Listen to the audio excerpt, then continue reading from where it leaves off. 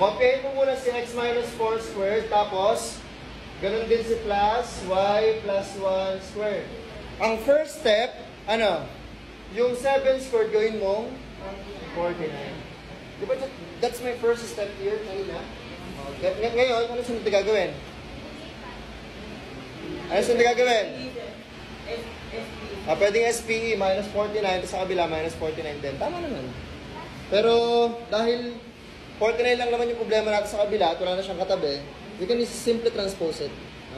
Ang mangyayari dyan, magiging x minus 4 squared plus y plus 1 squared minus 49 is equal to 0.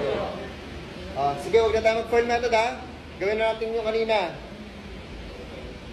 We're not going to apply the FOIL method anymore.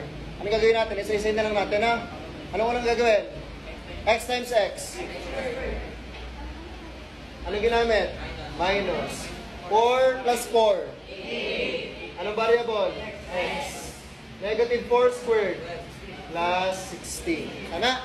Kasi ang 4 squared, 4 times 4. The answer is 16. Ang sunod, y times y. Plus 1 plus 1.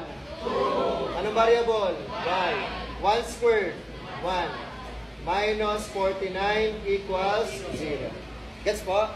Sige, ano sunod na gagawin? Pagtabihin si x squared sa kasino?